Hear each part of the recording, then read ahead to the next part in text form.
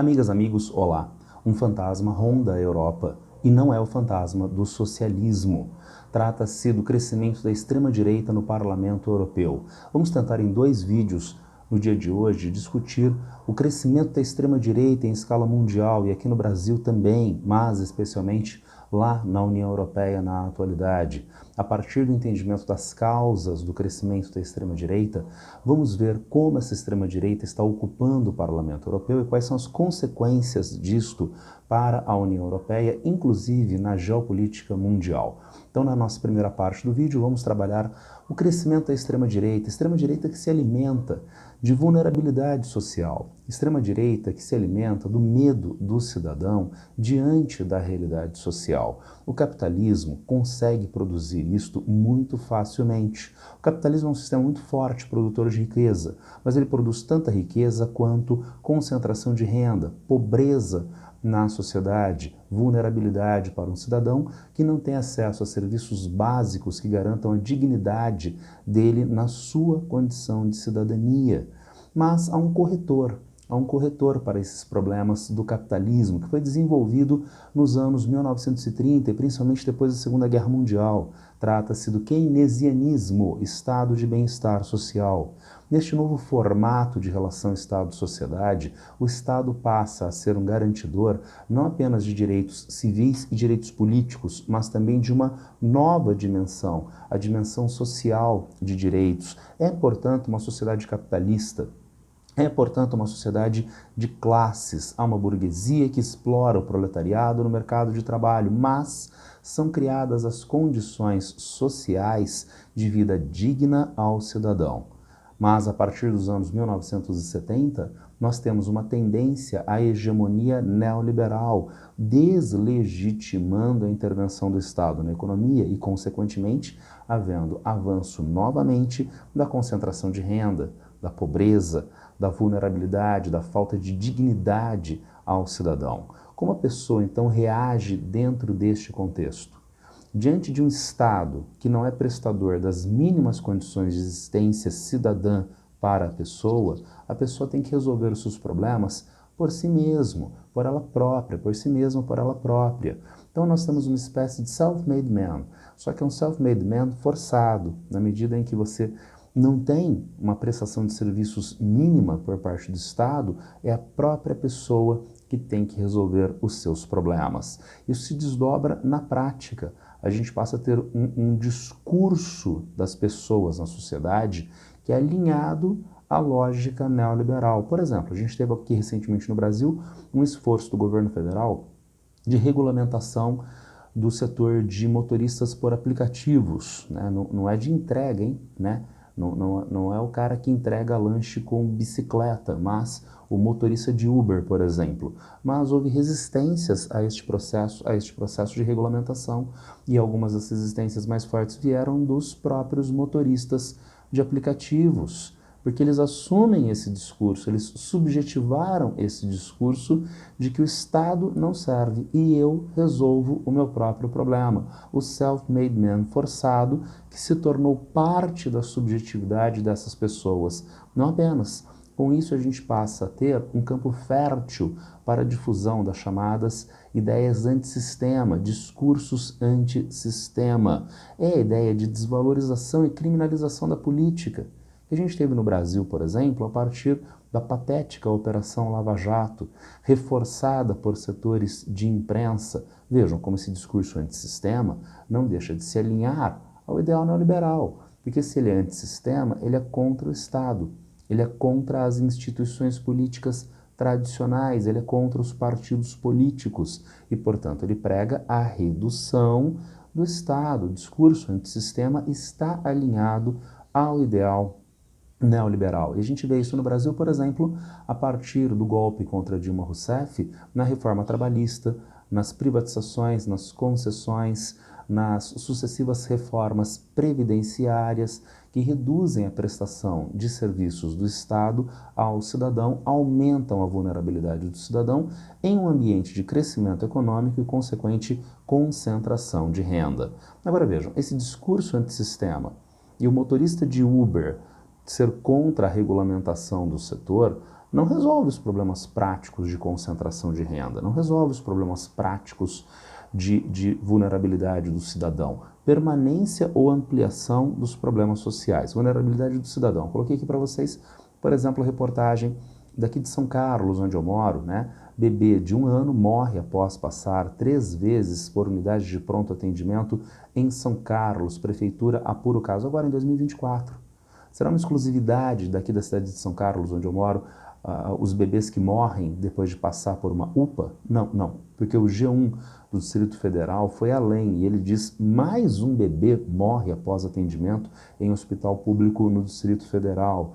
Então veja, você é pai, você é mãe, você não tem renda para pagar um plano privado de saúde e consequentemente você vê essas notícias e sente uma vulnerabilidade diante do seu filho, da saúde, da vida do seu filho. Como eu vou estudar se eu encontro um Estado dilapidado em termos de prestação de serviços ao cidadão, serviços de educação? Ora, temos a educação privada. Bom, mas eu sou pobre, eu não tenho renda para pagar essa educação privada. O neoliberalismo resolve todos os problemas. Nós podemos ter financiamento estudantil. Então, o Estado, ou de preferência o Estado não, né? Bancos privados pagam a sua educação e depois você paga esse empréstimo de volta para o Estado. Mas a gente tem aqui a reportagem do G1, né? E a moça declara: me formar virou um pesadelo. Os brasileiros endividados com o FIES, nesse caso o programa federal. A reportagem é velha, de 2021. Em 2023, o governo federal fez um amplo processo de refinanciamento dessas dívidas, rebatendo, abaixando enormemente as dívidas desses estudantes, desses ex-estudantes. Mas vejam, a negociação é conjuntural. Estruturalmente, nós temos um Estado que não presta o serviço de educação e, consequentemente, leva o cidadão a a ter que ir para o serviço privado de ensino e se endividar no sistema financeiro. Tudo isso aumenta as tensões na sociedade, porque normalmente no capitalismo neoliberal o outro é visto como concorrente, mas nós ficamos a um passo de transformar esse concorrente em inimigo, e daí o artigo, né, da Carta Capital. E quando o inimigo é todo mundo, então o outro não é um concorrente apenas, o outro é um inimigo a ser superado, é um inimigo a ser eliminado. É uma sociedade tensa, onde o principal afeto circulante se torna o medo. Medo dessa vulnerabilidade social, medo da perda de dignidade como cidadão, medo da defasagem de si frente ao outro. Esse medo vira agressividade. Nós temos uma fartura de reportagens, notícias que estão mostrando violência no trânsito, violência urbana, violência dos agentes de Estado, polícia contra o cidadão. Esse medo também aumenta o rancor contra o sistema político e a sociedade em geral. Rancor contra um Estado que não presta os serviços mínimos adequados ao cidadão. Rancor contra um Estado que tem uma polícia muito agressiva contra o cidadão. Opa, tínhamos visto anteriormente a ideia de discurso antissistema.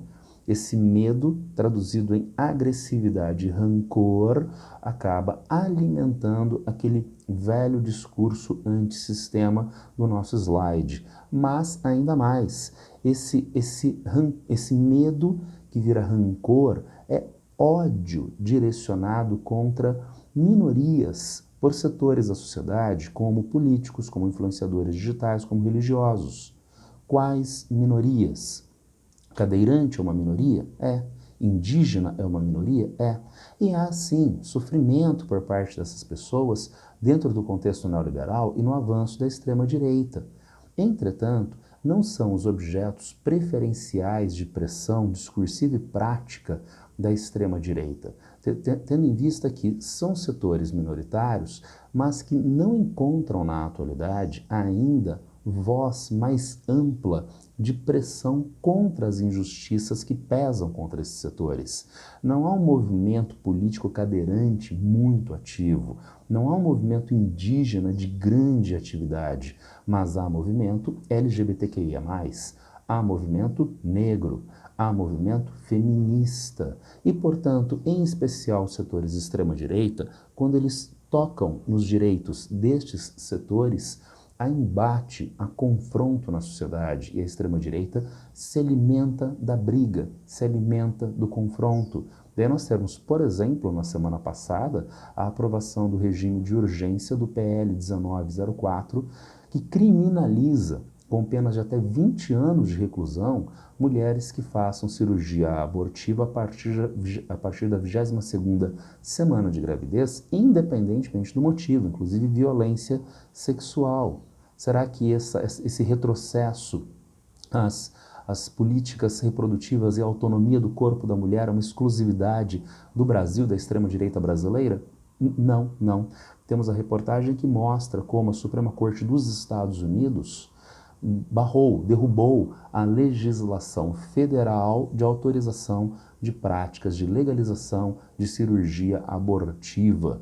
A Suprema Corte americana que também derrubou as políticas de cotas, políticas afirmativas, políticas de cotas para ingresso nas universidades do país. Então nós temos retrocessos contra minorias que ocorrem no Brasil, que ocorrem nos Estados Unidos, que ocorrem no mundo ocidental neoliberal. Trata-se, então, do direcionamento deste rancor da sociedade. As pessoas que se sentem vulneráveis têm este seu rancor direcionado a minorias. Direcionado por quem? Políticos, influenciadores digitais e setores religiosos.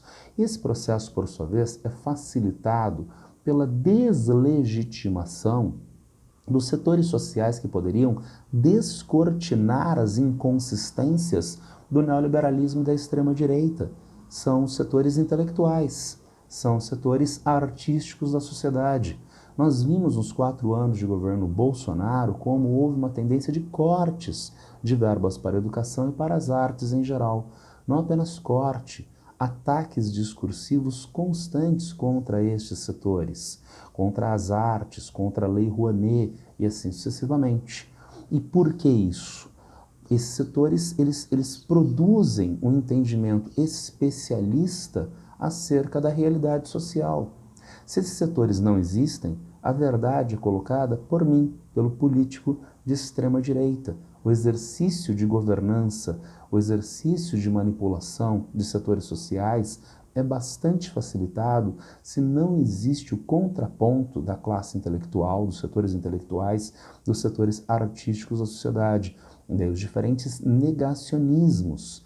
Negacionismo, por exemplo, sanitário, que fez com que os Estados Unidos tivessem mais de 1 milhão de pessoas mortas em Covid-19, ficando na primeira posição, o Brasil em segundo lugar, com mais de 700 mil mortos na Covid-19. Estados Unidos e Brasil não são os primeiro e segundo maiores países do mundo em população, e, portanto, tem alguma coisa errada nessa contabilidade. Essa contabilidade se explica, infelizmente, pelo negacionismo sanitário. Não há só negacionismo sanitário, há negacionismo histórico, há negacionismo da ciência em geral, terraplanismos de toda a ordem, veiculados pelos influenciadores digitais de extrema-direita, veiculados através de notícias falsas por, hoje em dia, setores da própria política.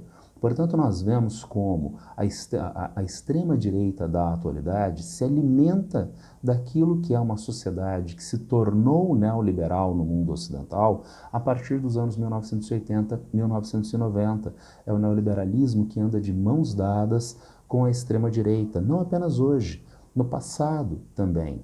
No início do século XX era o liberalismo, no início do século XXI é o neoliberalismo. Há diferenças entre essas duas doutrinas, mas a palavrinha liberalismo está nos dois, no neologismo e na palavra original, não à toa, porque ambos resultam em concentração de renda e vulnerabilidade do cidadão.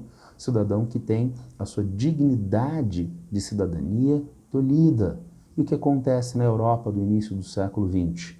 Crescimento da extrema-direita, com o general Franco na Espanha, com Hitler na Alemanha nazista, com Mussolini na Itália. Hoje nós não temos mais Hitler, Franco e Mussolini, mas nós temos como fruto da anomia neoliberal na sociedade Viktor Orbán, Andrzej Duda. Nós encontramos Giorgia Meloni e Marine Le Pen.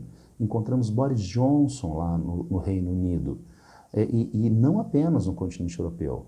nós encontramos Modi lá na Índia, nós encontramos no continente americano, América Latina, Jair Bolsonaro e Javier Milei.